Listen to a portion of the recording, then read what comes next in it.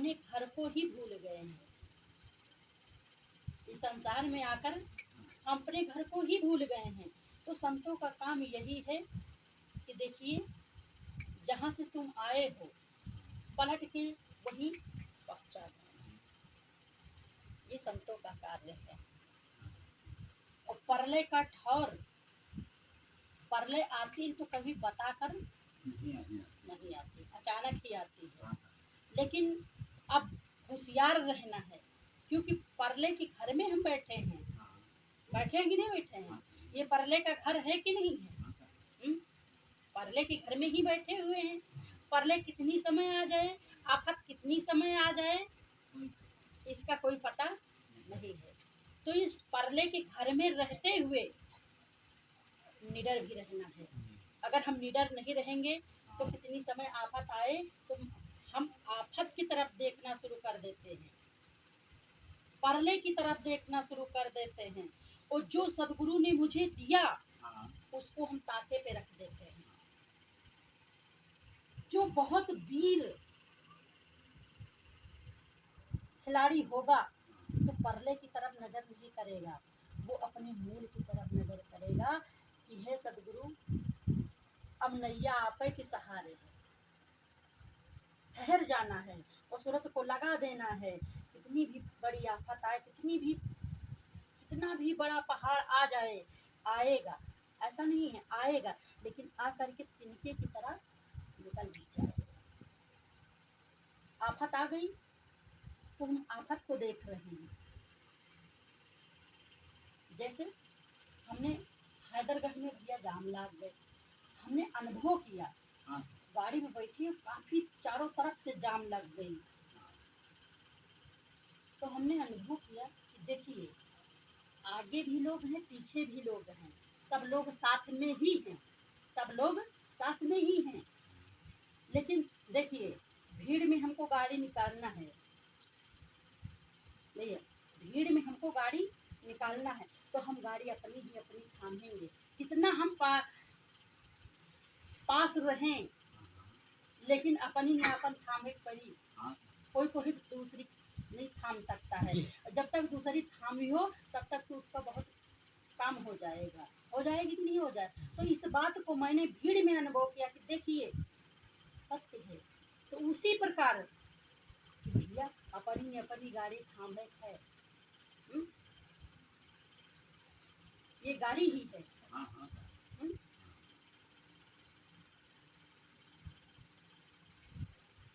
जैसे हम मोटरसाइकिल लेके जाए तो भीड़ में बहुत आराम से बचा करके हम भीड़ को निकल जाते हैं। इसी प्रकार है, इस संसार में हम आए हैं तो इस भीड़ से भी निकल चलना है। अगर इस भीड़ से नहीं निकल पाए तो बार बार मुझको आना। तो ये परले का घर है, परले का ठौर यही है। परले कभी बताकर नहीं आती है, वो आएगी तो अचानक आएगी। तो याद रखिए, हमेशा अलर्ट रहना है, जागते रहना है, जागरूक रहना है। अगर जरा से भी गफलत में पड़ गए, जरा से तुम चूके, खतरा हो। हमेशा लगे ही रहना है, तो निरंतर अंतर न पड़ने पाए, निरंतर लगे ही रहना है। जैसे कहते हैं, देखा जाए भैया हजरत में लोग ठहर नहीं पाते हैं। मालिक की तरफ जितना लगन हम संसार की तरफ लगाए हुए हैं, उससे थोड़ा अगर हम मालिक की तरफ याद लगा दे, सूरत को लगा दे, लगन लगा दे, तो बहुत बड़ा जीव का कल्याण हो जाएगा। हो जाएगा कि नहीं हो जाएगा? हाँ? और सुबह से लेकर शाम हो जाती है भैया, हम देखते हैं सुबह से लेकर शाम हो जाती है, लेकिन मालिक का याद भी नहीं आता है।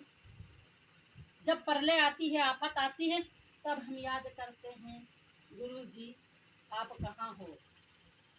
मालिक जो जिसको मानता है उसको नाम लेता है, हे अल्लाह, हे राम, हे खुदा, हे गाड, अब मुझको बचाइए। ये आफत से बचना है तो हमेशा जागरूक रहना है, जागते रहना है।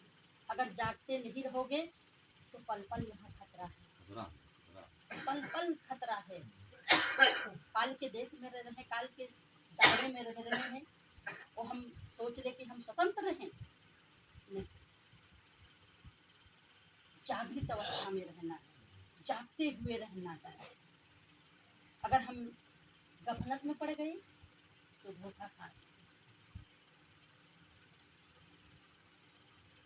तो परले का घर यही है, परले का दायरा यही है।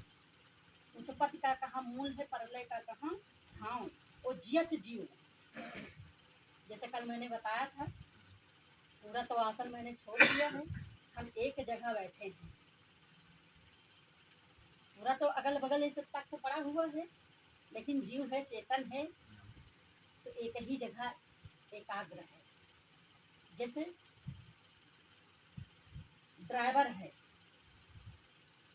बस को चलाता है, तो पूरी बस तो थामता नहीं है, सिर्फ हैंडल।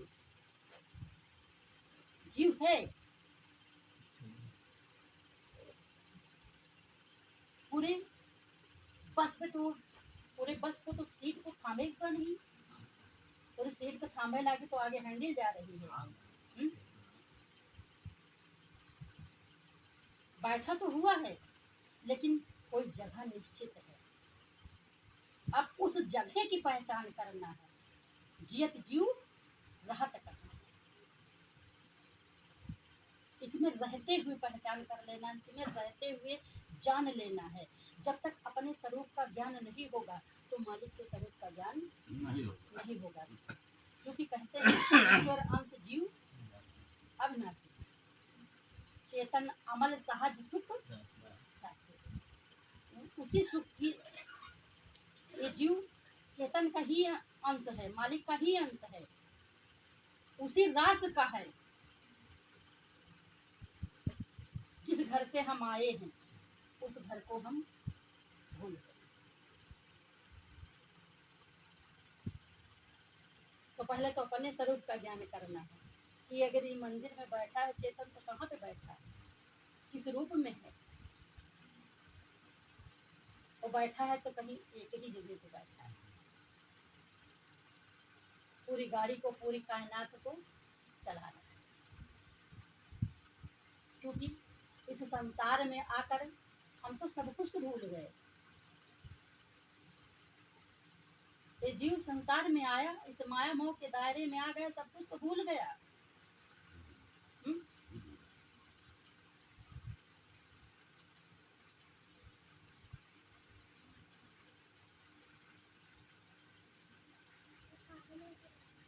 इस संसार में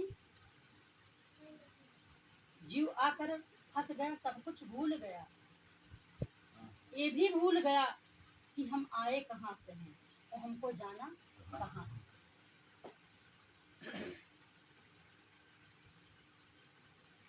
ये भी भूल गया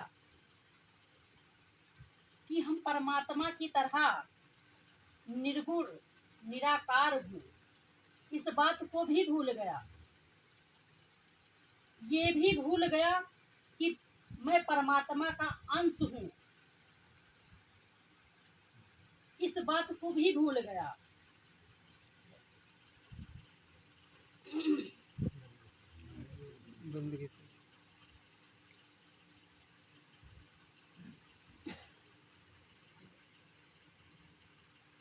और इस बात को भी भूल गया भैया कि परमात्मा की तरह मैं अजर और अमर हूँ, इस बात को भी भूल गया।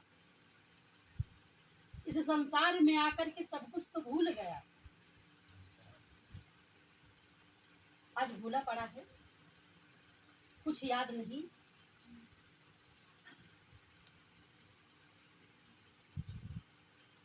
सब कुछ तो भूल गया।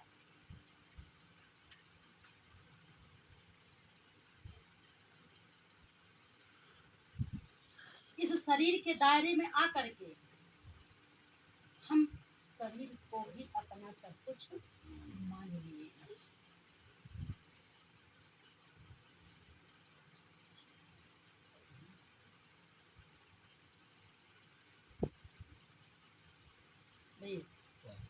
शरीर भी तो तुम मान लिए हो। क्या कहते हैं, ये घर मेरा है, चाहे यू ले लियो चाहे यू ले लियो। ये हाथ मेरा है, ये पैर मेरा है, ये सर मेरा है, ये आँख मेरी है, ये नाक मेरी है, ये मुंह मेरा है। लेकिन याद रखो, जैसे किसी से मैंने बात किया, बात चल रही हो फोन पर, अगर हम घर पे हैं तो क्या कहेंगे? अगला पूछेगा कि भैया कहाँ हो, तो हम यही तो कहेंगे हम अपने घर पे हैं। लेकिन हम घर तो कहा ना कि मैं घर हूँ, ये तो नहीं कहेंगे। कि मैं स्वयं घर हूँ, ये तो नहीं कहेंगे। ये कहेंगे मैं घर पर हूँ। इसी भेद को अपने को ही समझना है कि मैं घर नहीं हूँ, मैं घर पर हूँ, मैं घर नहीं हूँ। तो हम इस घर को हम अपना मान लिए हैं कि ये मेरा ही है, इसको हम अपना ही तो समझ लिए हैं। लेकिन याद रखना, ये तुम्हारा घर नहीं है। हाँ, जैसे इस मकान को मैंने बनाया है, इस मकान को मैंने बनाया है कि बारिश होगी तो हम इसमें छिप जाएंगे। ये घर है तुम्हारे रहने के लिए, इस शरीर को छुपाने के लिए। इसी प्रकार ये भी तुम्हारा घर है, क्योंकि एक दूसरे का पूरक है। अगर ये घर नहीं होगा तो हम बैठेंगे कहाँ? दोनों का संयोग है। जिस प्रकार बारिश होने पर हम इस घर में छुप जाते हैं, इसी प्रकार का ये घर है, ये भी घर है। संयोग में रहते हैं, जन्म से लेकर मृत्यु तक इसी दायरे में रहते हैं, संयोग में रहते हैं। समय आने पर इसको यही छोड़ देते हैं और चले जाते हैं।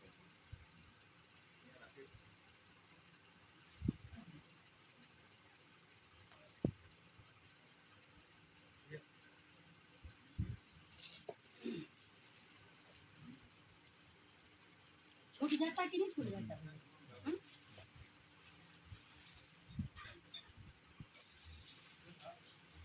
लेकिन हम विचार नहीं करते हैं, क्योंकि इसके दायरे में रहते हुए इतना इससे हम मोह करना शुरू कर दिए कि हम खुद को घर ही समझने लगे कि ये मेरा है, ये छूटे ना। इतना मोह करना शुरू कर दिया है इस देह से।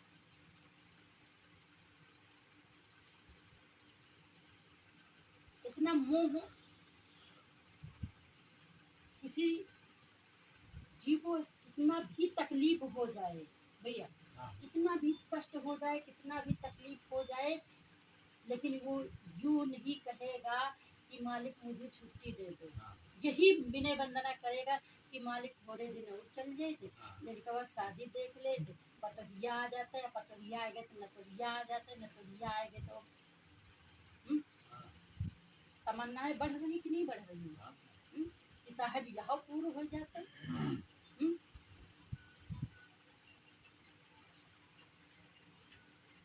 लेकिन ये नहीं कहेगा कि मालिक मुझे छुट्टी दे दो, नहीं तुम कह जाओ कि मरी जाओ तो खफा हो जाए कि ना हो जाए।